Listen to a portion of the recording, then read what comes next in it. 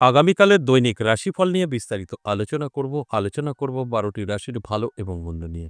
এটা অতি পরিচিত প্রোগ্রাম। প্রত্যেকটা দিন আমি দৈনিক রাশিফল নিয়ে আলোচনা করি আপনাদের অ্যালার্ট করার জন্য। আগামীকাল ৯ সেপ্টেম্বর মঙ্গলবার, দ্বিতীয়া তিথি, উত্তর ভাদ্রপদ, নক্ষত্র শুলযোগ ও জন্মরাশি মীন। এবার ১২টি রাশিকে নিয়ে আমি বিস্তারিত আলোচনা করব ভালো এবং মন্দ নিয়ে। প্রত্যেকটা দিন কোনো না কোনো রাশির খারাপ থাকবে, কোনো না কোনো রাশির ভালো থাকবে। এটাই হচ্ছে আমাদের চলার পথের সিস্টেমেটিক। যদি আপনি মনে করেন আপনার সকলের সময় ভালো চলবে, আপনার সময় আজ ভালো, কাল ভালো, পরশু ভালো, তাহলে ভুল করবেন। ভালো সময় আছে তো খারাপ সময় আসবে, খারাপ সময় আছে তো ভালো সময় আসবে।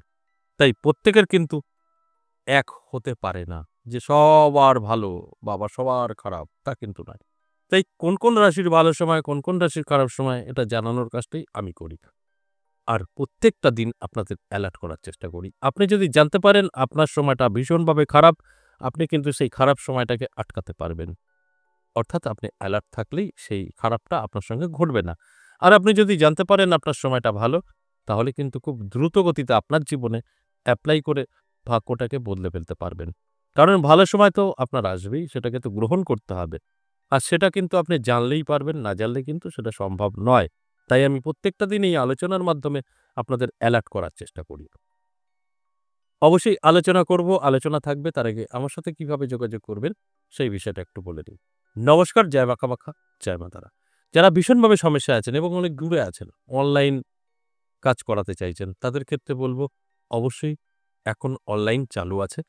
এতদিন অনলাইন বন্ধ ছিল, এখন কিন্তু চালু আছে। তবে আপনাদের কিছু সিস্টেম ফলো করতে হবে। যারা অনলাইন প্রেডিকশন করাতে চাইছেন বা অনলাইন আমার সাথে যোগাযোগ করতে চাইছেন, তাদের জন্য হোয়াটসঅ্যাপ নাম্বার দেখবেন আছে, সেটাকে ভয়েস এবং লিখে মেসেজ করতে পারেন। অবশ্যই আপনি তার রিপ্লাই পাবেন। আর যারা সরাসরি আসতে চাইছেন, তারাপীঠ এবং আমার নিজের মন্দির ১০ মহাবিদ্যা কালীবাড়ি এবং কৃষ্ণ কালী মায়ের মন্দির, এখানে কিন্তু আপনাকে সপ্তাহে ৩ দিন আসতে হবে, সোমবার, মঙ্গলবার, বুধবার, যেটা বীরনগর। আর তারাপীঠ ইংরেজি মাসে শুরু এবং শেষ। যারা তারাপীঠ আসতে চাইছেন, তারা কিন্তু এই সেপ্টেম্বর মাসে ১২ এবং ১৩ তারিখ থাকছে, আসতে পারেন। নামটা লিখে দিতে পারেন, এসে সাক্ষাৎ করতে পারেন। আর যারা বীরনগর আসতে চাইছেন, তাদের জন্য অবশ্যই প্রত্যেক সোম, মঙ্গল, বুধ ৩ দিন, যেকোনো একদিন এসে যোগাযোগ করে নিতে পারেন। তবে কেন আসবেন? যেকোনো কাজে আপনি আসতে পারেন। কারণ আমি তন্ত্র দিয়ে কাজ করে থাকি। তন্ত্রে সবকিছু সম্ভব এবং চালানি। আপনি দূরে বসেও আপনার সমস্যার সমাধান করতে পারবেন। তন্ত্র, চালানি বিদ্যায় আমরা কাজ করে থাকি। তাই সেখানে দাঁড়িয়ে আপনাকে আসতেই হবে, তার কোনো মানে নেই। আপনি না এসেও পারবেন। তবে আমি বলব, যদি আপনার সম্ভব হয় অবশ্যই আসবেন। তাহলে আপনি অনেক কিছু নিজে বুঝতে পারবেন, ফিল করতে পারবেন।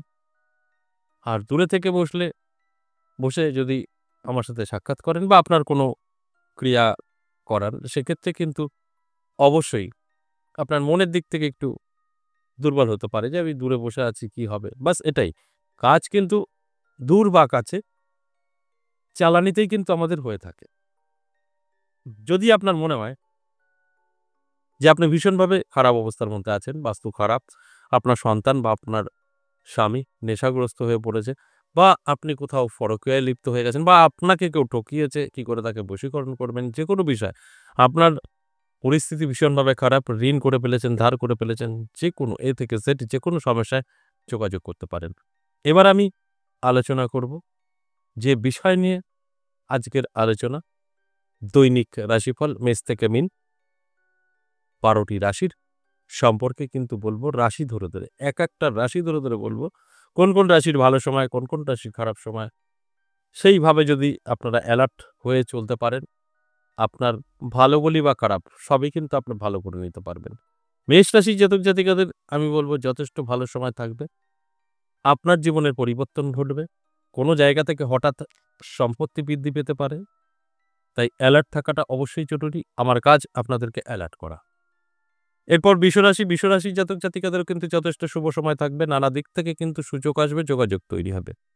আপনি অ্যালার্ট থাকলে এগুলোকে উপলব্ধি করতে পারবেন। ভাগ্যের চাকাও আপনার ঘুরে যেতে পারে। তাই চোখ কান খোলা রাখুন, অ্যালার্ট থাকুন। আপনার জন্য সময়টা কিন্তু অত্যন্ত শুভ। মিথুন রাশি, যথেষ্ট ভালো সময়। মিথুন রাশির জাতক জাতিকাদের উদ্দেশ্যে বলব চোখ কান খোলা রাখুন, অ্যালার্ট থাকুন। আপনার কিন্তু কোনো না কোনো দিক থেকে প্রাপ্তি ঘটবে। অর্থাৎ অর্থ ভাগ্য কিন্তু ভালো থাকবে। এর জন্য অ্যালার্ট থাকা অবশ্যই জরুরি। আপনার অর্থভাগ্য আপনার ভাগ্যকে পরিবর্তন করে দিতে পারে। কোনো না কোনো জায়গা থেকে অর্থ এসে আপনার হাতে ধরা দিতে পারে। এটা অতি শুভ। এরপর কর্কট রাশি।